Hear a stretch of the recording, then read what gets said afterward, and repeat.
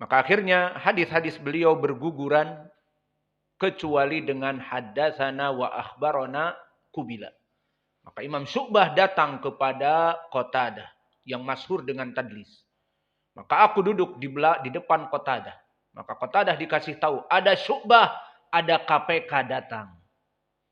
Maka gemetar orang-orang mudallisin yang tiga. Siapa? Abu Ishaq As-Sabi'i, Al-A'mash Sulaiman ibnu Mihran, dan Qatadah. Itu di zaman satu. Didatangi oleh Syu'bah.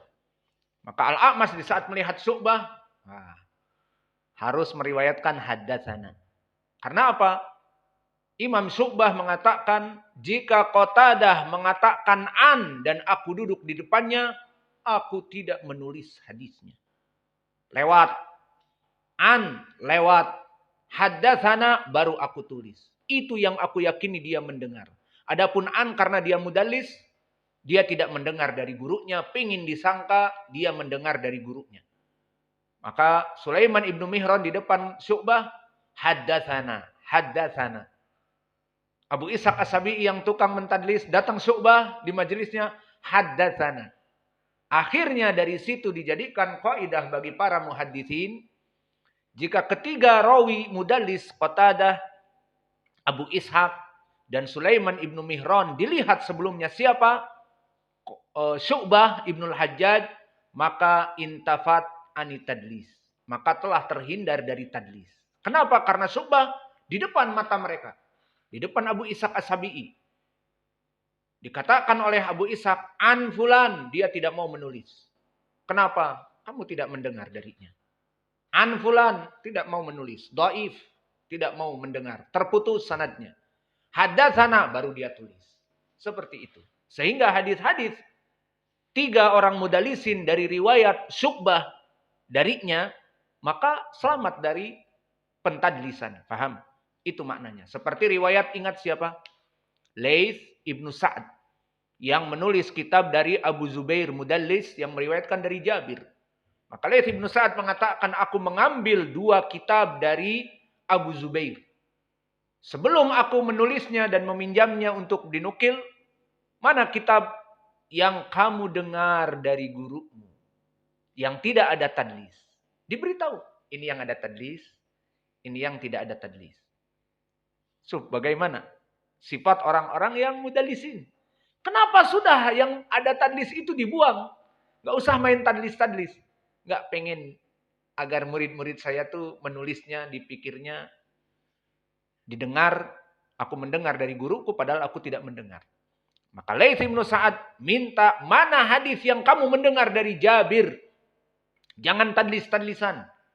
Hadis ini mujalad demikian ditulislah oleh Laits ibnu Sa'ad, kitab yang dia talkhis dari Abu Zubair dari periwayatan Jabir yang dia dengar. Dan ini pengakuan dari Abu Zubair itu sendiri. Maka jadilah kaidah seperti disebutkan Ibnu Hazm di kitabnya Al-Muhalla, periwayatan Laits ibnu Sa'ad dari Abi Zubair adalah sahih. Karena dia telah mengatakan kepada Abu Zubair, mana hadis-hadis yang kamu dengar dari Jabir? Aku menulisnya. Yang tadlis tidak kamu dengar dari gurumu, aku tidak akan menulisnya. Maka diberikan isyarah hadis ini, hadis itu, dan sebagainya. Maka ini pun menjadi pendalilan tentang permasalahan riwayat Laits ibnu Sa'ad dari Abi Zubair adalah riwayat yang sahih. Selesai dari Qatadah dan sanadnya di sini sahih, datang dari berbagai jalan, dari Ma'mar an Qatadah dan juga dari Sa'id ibnu Abi Arubah dari Qatadah dan juga dari jalan yang lain, maka sanadnya sahih kepada Qatadah. Kemudian yang ketiga kita tutup dengan tafsir Al-Hasan Al-Basri. Liladina asanul husna wa ziyadah qala al-jannah wa ziyadah an-nadhar ila wajhi rabbi zalla wa ala. Maka ini pun sama lafadznya. Adapun tafsir ini diriwayatkan oleh Imam At-Tabari dari jalan dan Al-Baihaqi juga di kitab Al-I'tiqad dari jalan Haudzah haddatsana Auf anil Hasan Al-Basri. Maka nanti kalau mau menghafal silahkan di sanadnya ditulis malah lebih enak langsung kepada madarul hadis. Seperti tadi Qatadah bisa dari Sa'id al-Maqburi an Qatadah, dan di sini bisa dari Haudah haddatsana Auf anil Hasan. Dan Auf di sini al-A'rabi. Dia kata Nasa'i thiqatun sabtun. Dan Haudah Ibnu Khalifah qala Abu Hatim saduq. Dan berkata Nasa'i laisa bihi ba's. Maka yang rajih dia adalah saduq hasanul hadis. Maka disebutkan oleh Imam Az-Zahabi di Al-Kashif saduq.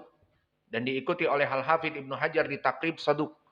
Maka sanad ini dengan jalan yang kita sebutkan hasanul hadis. Dari ucapan Al-Hasan Al-Basri. Dan di sana ada jalan yang lain dari Hasan Al-Basri diriwayatkan oleh Al-Lalikai di Syarah Usul I'tiqad Ahli Sunnah wal Jamaah. Dari jalan Muawiyah ibnu Hisham an Ali ibni Saleh an Abi Bishr Al-Halbi anil Hasan. Maka Ali ibnu Saleh dia rawi yang thiqah. Namun Muawiyah ibnu Hisham dikatakan oleh Imam Ahmad katsirul khata'. Dan kalimat katsirul khata' maknanya dhaif yang munjabir. Maka Al-Hafidh di Takrib mengatakan saduq lahu auham. Mempunyai banyak kewahaman. Maka jalan yang kedua dari Muawiyah ibnu Hisham yang dikeluarkan oleh Al-Lalikai dhaif. Maka lebih baik mengambil sanad yang pertama di jalan At-Tabari dan Al-Baihaqi di kitab Al-I'tiqad dari Haudah haddatsana Auf anil Hasan. Maka ini bagi yang akan mentasmi di pelajaran yang akan datang dari Qatadah, dari Al-Hasan Al-Basri dan dari Abdurrahman ibnu Abi Layla. Dan Abdurrahman ibnu Abi Layla dikeluarkan Imam At-Tabari, Ibnu Huzaimah dan Ad-Daruqutni dari jalan Sabit an Abdurrahman ibnu Abi Layla. Maka tasmi'nya bisa 3 rawi atau 3 asar salaf ini.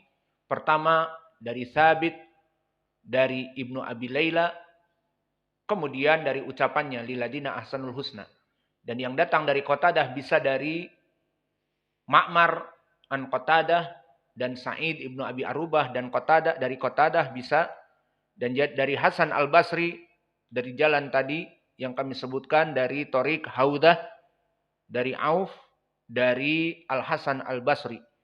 Dan Haudah adalah Ibnu Khalifah saduq dan Auf huwal A'rabi siqatun sabtun.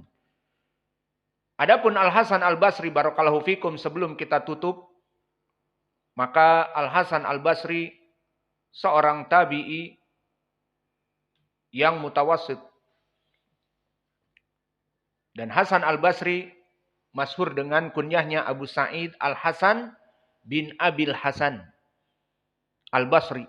Siapa bapaknya? Abul Hasan ismuhu Yasar. Maka dia namanya Al-Hasan ibnu Yasar. Dan dia dilahirkan 2 tahun dari khilafah Umar ibnul Khattab. Dan dia dari Sadatut Tabi'in. Dan dari Tabi'in yang wusta. Dan dia memenuhi ilmu atas dirinya. Terkumpul padanya ilmu. Maka dia siqatun ma'mun. Dan ahlul ibadah.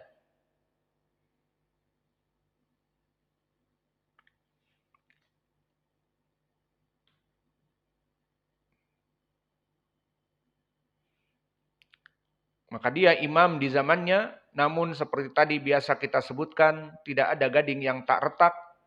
Maka dia dengan kekuatan ilmunya yang mulia, maka dia mudallis. Maka jika Hasan meriwayatkan an fulan dari sahabat, banyak mursal. Atau an fulan tidak mendengar dari gurunya. Adapun lafaz Hasan lidatih yang dituliskan di dalam matan Hasan lidatih, maknanya dia Hasan dari jalan yang satu. Dikarenakan ada rawi yang saduq, maka dihukumi hasan lidatih. Adapun hasan li ghairih maknanya hasan yang datang dari jalan yang lain bisa jadi sanadnya dhaif. Maka di sini semua sanadnya dalam keadaan sahih dan hasan lidatih dari jalan Al-Hasan Al-Basri dikarenakan haudah tadi. Adapun Auf Al-A'rabi thiqah bahkan imam, namun haudah la ba'sa bihi saduq. Maka hadis ini atau athar dari Hasan ini Hasan lidatih karena haudah. Maka dengan ini selesai pembahasan kita sampai kepada matan Al-Hasan Al-Basri. Maka ini dijadikan oleh penulis pendalilan bahwa kenikmatan yang paling puncak prima melihat Allah Jalla wa'ala adalah kenikmatan puncak di surga. Maka gambarannya penduduk ahlu surga mereka dalam kenikmatan. Namun dari kenikmatan-kenikmatan yang ada, masih ada menunggu kenikmatan. Apa? Melihat wajah Allah.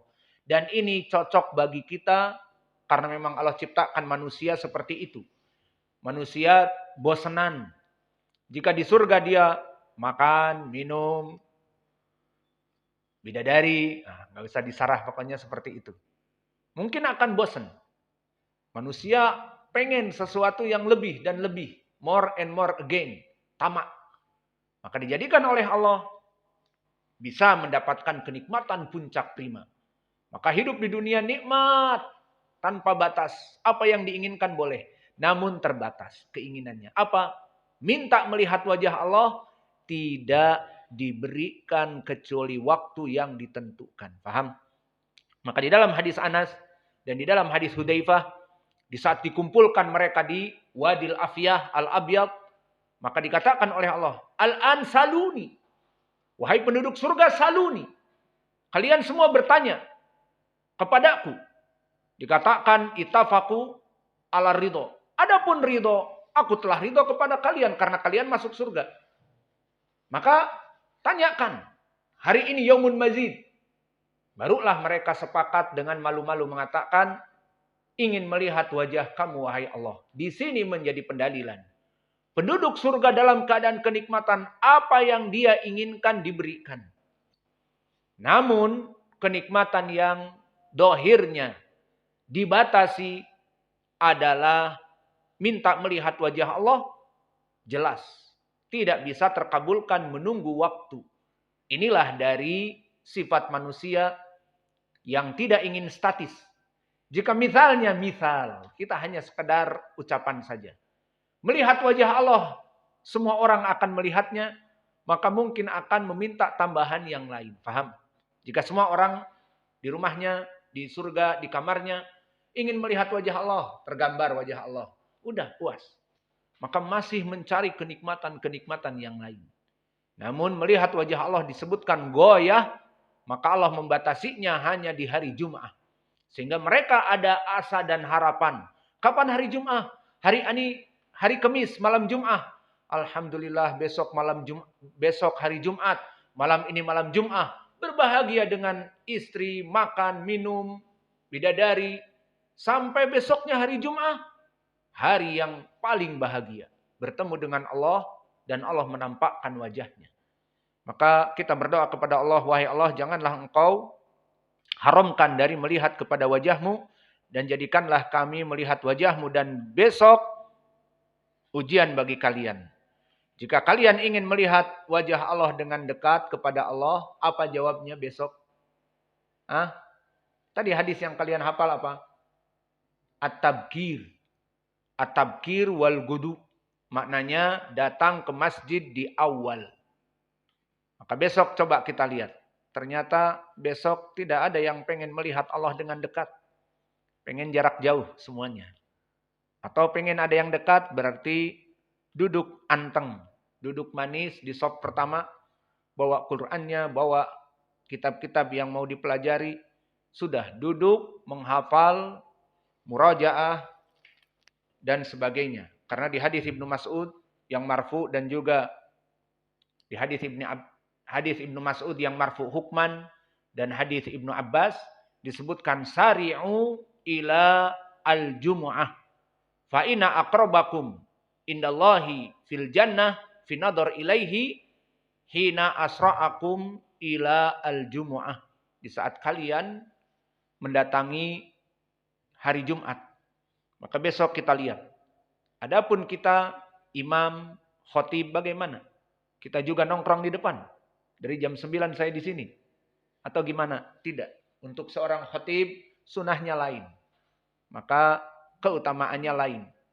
Seorang khotib datang di saat waktu adzan. Maka di saat datang pun para malaikat yang tadinya mencatat sudah selesai catatannya. Maka kalau khotib datang jam 9 nanti malaikat tidak mencatat. Sudah datang jam 9 nih khotib di depan.